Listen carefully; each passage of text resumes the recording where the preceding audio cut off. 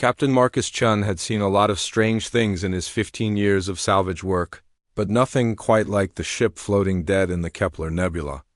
The massive vessel stretched nearly 2 kilometers from bow to stern, its dark hull scarred by centuries of cosmic radiation and micrometeorite impacts. Every scanner on his ship, the Wayfinder, told him the same thing: no power, no life signs, no active systems. Just another derelict waiting to be stripped for parts. "Run another sweep, Zara," Marcus called to his engineer as he studied the readings. "Something that big doesn't just drift out here without a reason." Zara Kim looked up from her console, her cybernetic eye whirring as it adjusted focus. "Already did 3 sweeps, Captain. She's cold as vacuum. Been dead for at least 500 years, maybe more. Hull composition is weird, though. Some kind of metallic compound I've never seen before." Marcus rubbed his stubbled jaw. 15 years of salvage work had taught him that the biggest scores often look like the biggest risks. And this ship was definitely both. The design was unlike anything in the databases, sleek curves that seemed to flow like water frozen in time, with no visible weapons or engines. It looked more like a work of art than a spacecraft. "What do you think, Doc?" Marcus asked their archaeologist and third crew member, Dr. Elena. Vasquez pushed her glasses up her nose and consulted her tablet. "The aesthetic is fascinating. Pre-war construction, definitely.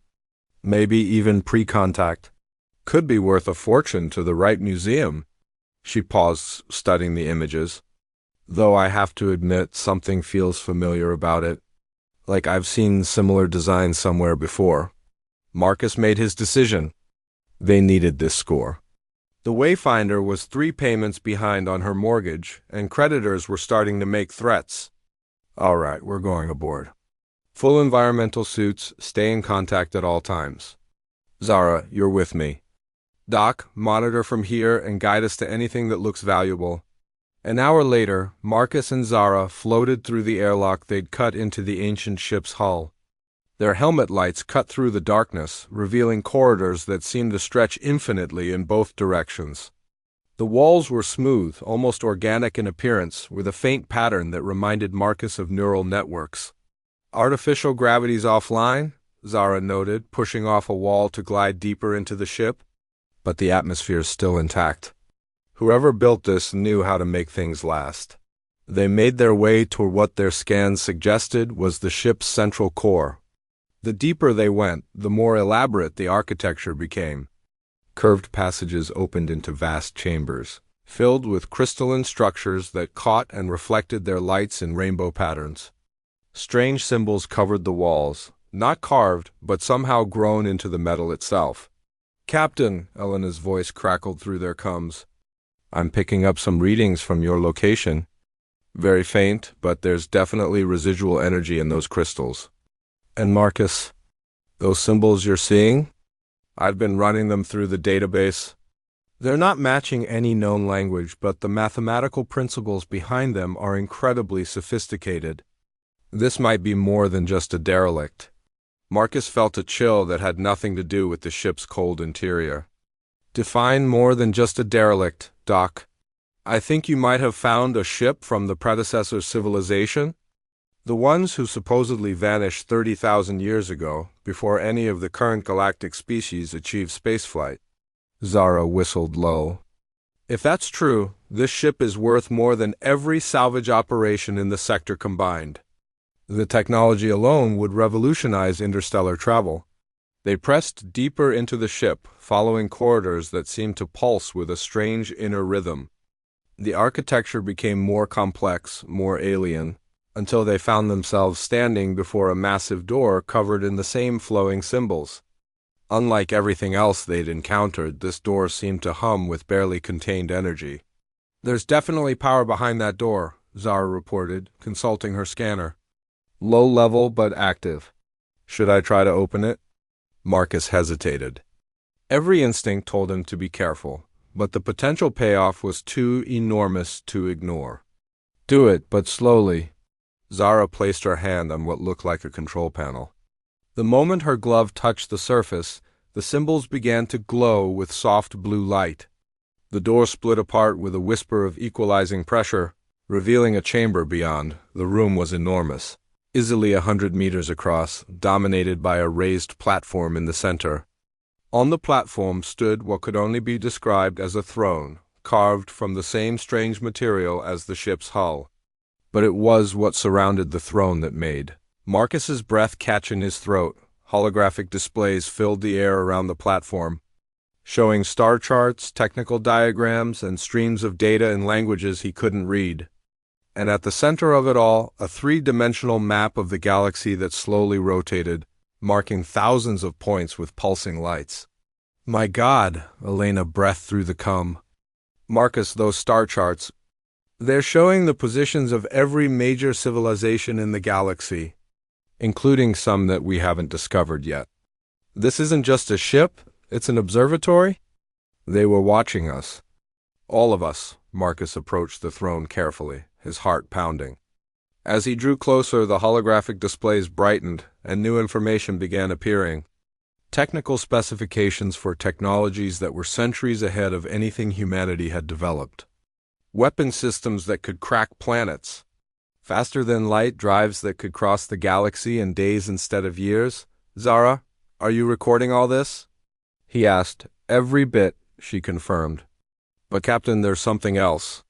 The ship's systems are coming online. Power levels are rising throughout the vessel.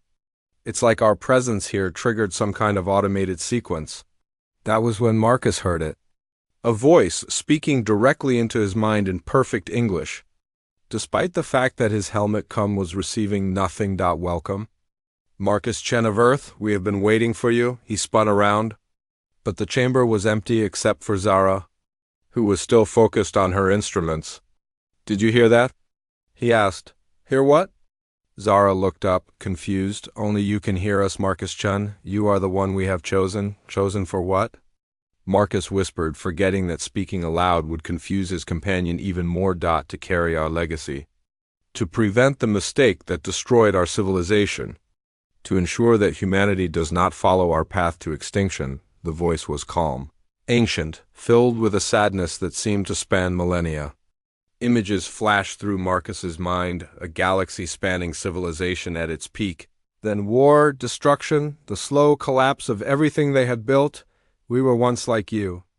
Young, ambitious, certain that our technology could solve any problem. But we learned too late that some knowledge comes with a price too terrible to pay. The weapons we created in our final war did not just destroy our enemies, they destroyed space itself, creating the dead zones that still scar the galaxy. Marcus knew about the dead zones, regions of space where faster-than-light travel was impossible, where ships simply vanished if they tried to enter. The galactic powers had spent centuries studying them, but no one understood what caused them. We built this ship as a warning and a gift. A warning about the dangers of unchecked technological advancement, and a gift of knowledge to help younger races avoid our mistakes. But the gift can only be given to one who will use it wisely. Why me? Marcus asked aloud, causing Zara to look at him with growing concern. Because you have spent your life recovering the lost and forgotten. Because you understand that not all treasures should be claimed. Because in your heart you still believe that knowledge should serve life, not destroy it. The holographic displays around the throne shifted, showing new information. Not weapons this time, but technologies for healing, for communication, for exploration. Medical advances that could eliminate disease. Agricultural techniques that could feed entire worlds. Clean energy sources that could power civilizations for millions of years.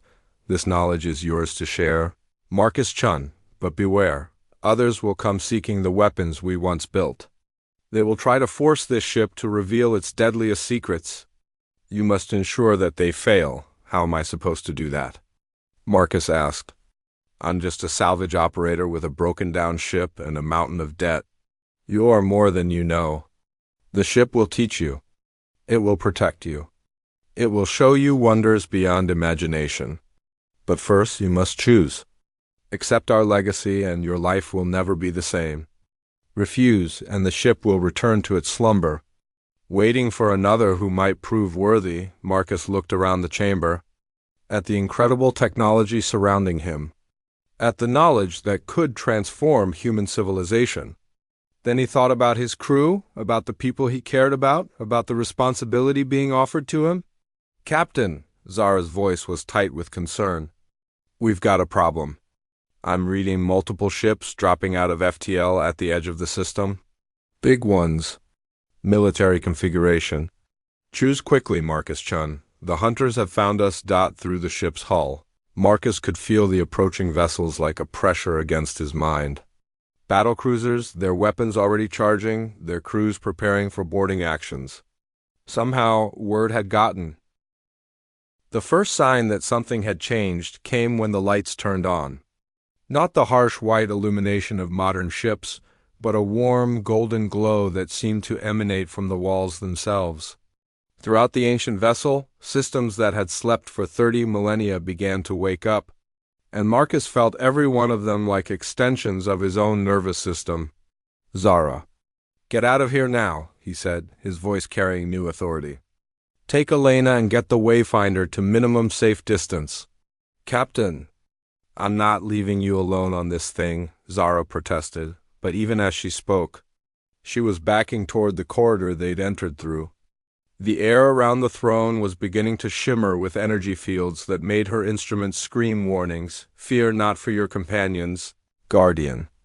They will be protected." Marcus could sense Zara and Elena racing back through the awakening corridors, could feel the Wayfinder's engine spinning up as his crew prepared for whatever was coming.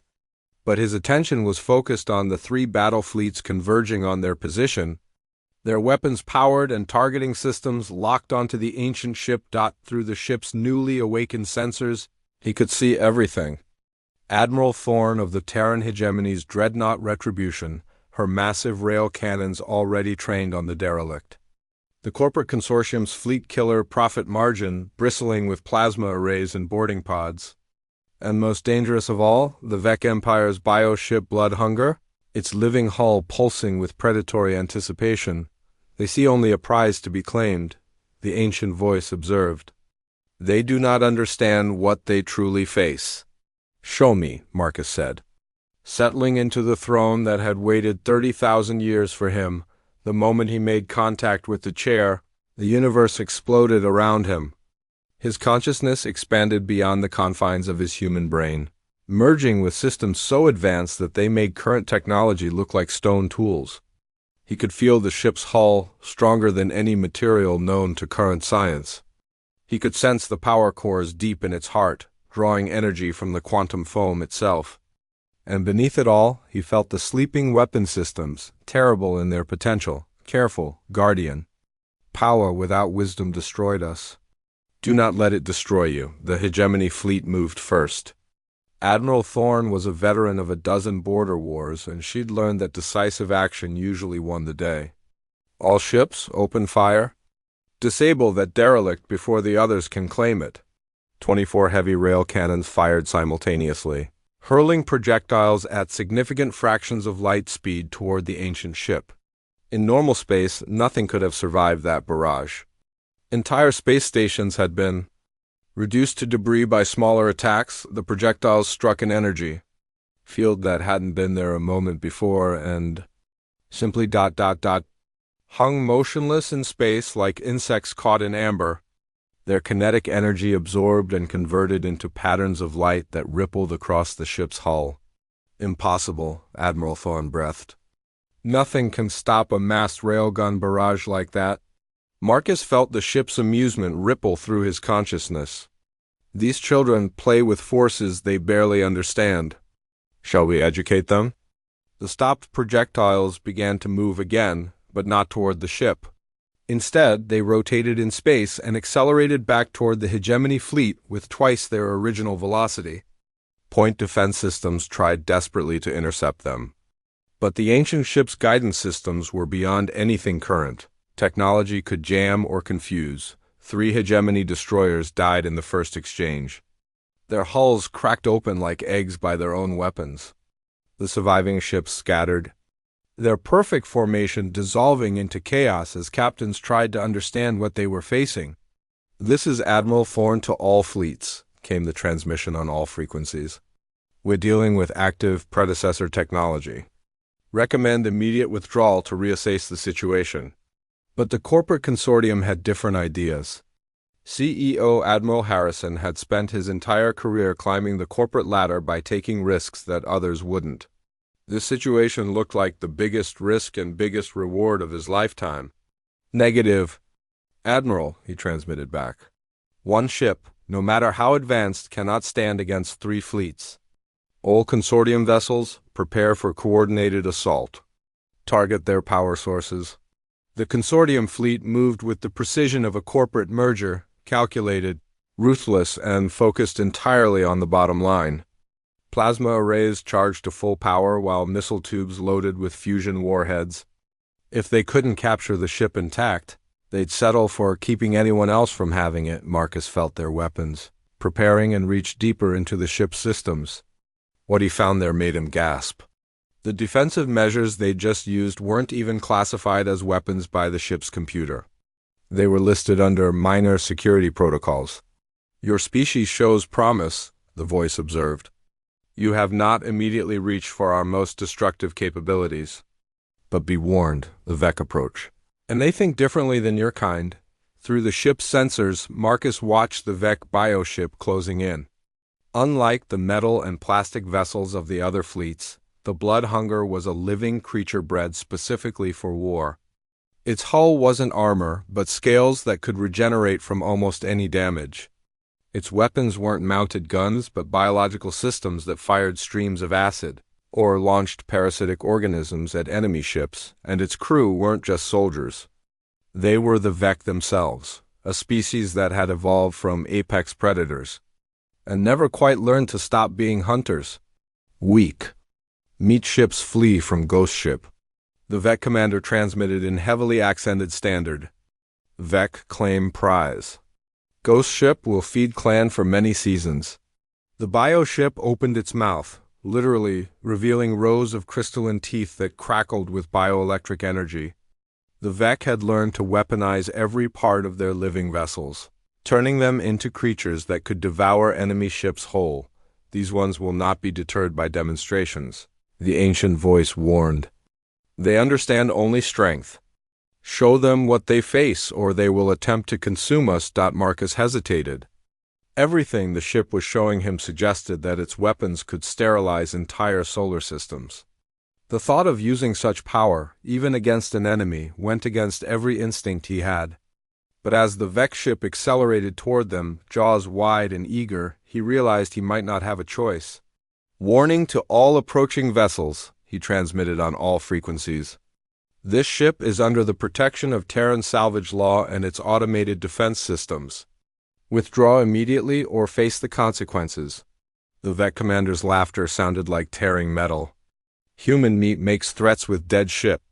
Vec will crack ghost shell and feast on fear flesh inside. The Blood Hunger launched itself forward with shocking speed, its living engines propelling it directly toward the ancient ship's hull. Bioplasma streamed from its weapon mouths while acid tipped. Drilling organisms prepared to bore through whatever armor they encountered. Marcus made his choice, the ship's main defensive array came online for the first time in 30 millennia. Space around the ancient vessel suddenly filled with geometric patterns of energy, not the crude force fields of current technology, but manipulations of space-time itself. The Vec bioship hit the outermost pattern and simply stopped existing in normal space. For a moment, the Blood Hunger existed in a state that had no name in any current language. It was neither here nor there, neither destroyed nor intact. Then reality reasserted itself and the bioship reappeared 50,000 kilometers away, completely undamaged but drifting helplessly in space. Systems. Not responding, the Vec commander reported, confusion replacing his earlier bloodlust. Ship beast sleeps. Cannot wake ship beast. The ancient ship had done something impossible. It had reached into the Vec vessel and simply turned off its biological functions without harming a single crew member. The bioship was alive but unconscious, like a predator suddenly plunged into hibernation. Precision, Guardian. Always precision. We could have destroyed them utterly, but chose instead to neutralize the threat without causing unnecessary death. This is the path of wisdom. The demonstrations had their desired effect. The consortium fleet pulled back to a respectful distance, their weapons powering down as CEO Admiral Harrison reassessed his cost-benefit analysis. The hegemony ships formed a defensive perimeter but made no aggressive moves, and the Vec fleet clustered around their unconscious flagship, trying to figure out what had happened to their most powerful vessel. "This is Admiral Thorne to the entity controlling the predecessor vessel," came a careful transmission. "We acknowledge your superior capabilities. Perhaps we could discuss terms for sharing the knowledge contained aboard your ship." Marcus felt the ship's amusement again. 30,000 years of waiting. And the first thing the newcomers wanted to discuss was how to divide up the spoils. Tell them what you will, Guardian. But remember, the knowledge we possess is not a commodity to be bought and sold. It is a responsibility to be borne by those wise enough to use it properly. "This is Captain Marcus Chun, commanding officer of the vessel you've been targeting," he transmitted back. "And I'm afraid there's been a misunderstanding. This ship isn't a derelict to be salvaged. It's very much demanding explanatio." The stealth ship dropped all pretense of hiding as it entered the contested space around the ancient vessel. Its hull bore no identifying marks, but its configuration was unmistakable to anyone familiar with Shadow Syndicate operations: sleek, predatory, and built for violence rather than exploration. "This is Operative Kane of the Shadow Syndicate," came a transmission that cut across all frequencies with unsettling clarity. "We claim the derelict vessel by right of prior discovery. All other parties have 30 minutes to withdraw before we enforce our claim." Marcus felt the ship's systems respond to the threat with something that could only be described as disgust. The ancient vessel had awakened to find the galaxy filled with conflicts and divisions, but the Shadow Syndicate represented something that even transcended normal evil. They were corruption made manifest, a cancer that spread through civilized space. "They carry one of our fallen with them," the voice whispered in Marcus's mind. "Can you feel it? The wrongness that emanates from their ship's core?" Marcus reached out with his newfound senses and immediately wished he hadn't. Deep within the Syndicate vessel, something that had once been predecessor writhed in mechanical agony. It had preserved itself beyond natural death, but at the cost of everything that made existence worthwhile. Now it was neither alive nor dead, but trapped in a state of eternal hunger for the power it had once possessed. "What is that thing?" he asked, fighting down nausea. As 8K Dashmore, once our greatest scientist. "When our civilization fell, most of us chose to die with honor rather than see our legacy corrupted. But some feared death more than corruption. They used technologies we had forbidden, binding their consciousness to machines and crystals, sacrificing their souls for the promise of immortality through the ship's sensors." Marcus watched the Syndicate vessel approach. Its crew was preparing for boarding operations, but they weren't targeting the 3 military fleets. They were coming straight for the ancient ship, confident that their mysterious patron would give them an advantage that conventional forces couldn't match. "Admiral Thorne," Marcus transmitted to the hegemony fleet, "you might want to fall back. What's coming isn't interested in negotiation. Captain Chun, we have a responsibility to secure this vessel for the good of humanity," Thorne replied. "We can't simply abandon such a valuable discovery to criminals." Marcus felt a spark of admiration for the Admiral. She was wrong about a lot of things, but her dedication to protecting humanity was genuine. "Then work with me, not against me. This ship chose me as its guardian for a reason, and right now that reason is heading straight for us."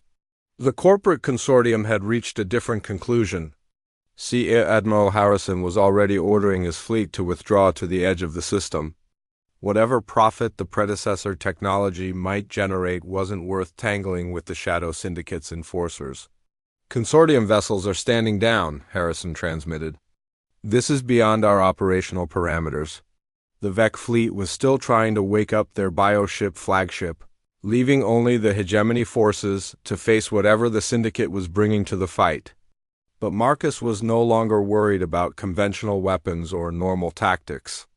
What concerned him was the thing in the Syndicate ship's hold and what it might do when it got close enough to the ancient vessel. It seeks to merge with our systems, the voice explained. To become one with this ship and use its power to transform the galaxy according to its mad vision. We must not allow this to happen. How do I stop it? By becoming what you were meant to be, not just the guardian of our legacy, but the protector of all those who come after us. The Syndicate ship opened fire without warning. Its weapons weren't designed to disable or capture, they were built to kill quickly and efficiently. Plasma beams lashed out at the hegemony vessels while boarding pods launched toward the ancient ship. Marcus reached into the ship's defensive systems and felt power beyond imagination respond to his will. Energy shields that could withstand stellar explosions snapped into place around the hegemony fleet, protecting them from the Syndicate's assault. Point defense systems that operated faster than conscious thought tracked and destroyed the boarding pods before they could reach the ancient vessel's hull, but the real threat wasn't in the conventional attack. It was in the thing that suddenly materialized on the ship's bridge, phasing through the hull as if solid matter meant nothing to it. HFY War had once been predecessor, but 30,000 years of artificial existence had twisted it into something nightmarish. Its form shifted constantly between energy and matter, held together by technologies that should never have been created. Where its eyes should have been, stars burned with the light of dying civilizations. So young, it spoke in a voice like breaking crystal. So naive. You think you can wield our power with your primitive understanding? You are nothing more than an infant playing with forces beyond your comprehension. Marcus remained seated on the throne, though every instinct screamed at him to run. The ship's systems were responding to the intruder's presence, but they seemed confused, uncertain how to deal with something that was both predecessor and not. Do not fear, Guardian, the ancient voice whispered. This creature has power, but it has lost wisdom, and wisdom is always stronger than power alone. I know what you want, Marcus said aloud. You want to merge with this ship, to use its technology to remake the galaxy in your image. But you've forgotten something important. HFY War laughed, and the sound made the walls themselves shudder. What could a savage like you possibly know that I have forgotten? You've forgotten why your people built this ship in the first place. They didn't create it to conquer or destroy. They built it as a warning, a lesson about the dangers of unchecked power. You're living proof of that lesson. The creature's form solidified into something more recognizably humanoid, though still wrong in fundamental ways. Lessons are for the weak. I have transcended mortality, transcended the limitations that destroyed our people. I am evolution itself. Marcus felt the ship's systems reacting to his emotional state, drawing strength from his determination. No, you're regression. You're everything your people learned not to be. HFY War moved toward the throne with predatory grace, its form shifting between states of matter. Enough philosophy, child. You will surrender control of this vessel, or I will take it from your dead hands. That was when the ship itself finally responded. Not the defensive systems or the weapons arrays, but something much more fundamental. The consciousness that had been embedded in its core began to assert itself. And Marcus realized he was no longer dealing with just an ancient computer system. We are Thelen Kess. Last voice of our people, the presence announced. Speaking not just to Marcus, but to the abomination threatening them both. We have waited 30 millennia to face you, HFY War. To finish what should have been completed when our civilization fell, the ship's interior began to change around them. Walls flowed like liquid, reconfiguring themselves into something that resembled a courtroom more than a bridge. Holographic figures appeared in the empty spaces, the preserved memories of the greatest minds the predecessor civilization had ever produced. You have no right to judge me, HFY War snarled. I preserved our knowledge when the rest of you chose death. I am the true heir to our legacy. You preserved nothing but your own fear, Thelen Kess replied. Knowledge without wisdom is not preservation, it is corruption. You have spent 30,000 years proving our point, the holographic figures began to speak. their voices overlapping in a complex harmony. They spoke of the choices that had defined their civilization, the mistakes that had led to their downfall, and the hope they had placed in the younger races that would follow them. Marcus found himself understanding things that no human had ever known. The predecessors hadn't been destroyed by war or natural disaster. They had destroyed themselves through the pursuit of power without purpose. Some had sought to transcend mortality, others had tried to control the fundamental forces of the universe. In the end, their greatest achievements had become their greatest failures. "This is what you would bring to the galaxy," he said to HFY. "Endless hunger without satisfaction, power without joy, knowledge without understanding." The creature was beginning to waver, its form becoming less solid as the ship's systems worked to contain it. But it wasn't finished yet. With a scream of rage that shattered several holographic displays, it launched itself directly at Marcus. The impact never came. Instead, Marcus felt himself merge more completely with the ship's consciousness than ever before. For a moment, he was no longer Marcus Chun, salvage operator from Earth. He was something greater, a bridge between what the predecessors had been and what humanity could become. Power flowed through him. But it was controlled power, wisdom-guided force. He reached out and simply stopped the creature's attack. Not with violence, but with understanding. He showed HFY what it had lost, what it could have been if it had chosen differently all those millennia ago. The effect was instantaneous and devastating. Faced with the reality of its own choices, the creature simply collapsed. Its artificial existence, sustained by technologies that fed on desperation and fear, could not serve of contact with genuine wisdom and compassion. Away. Why?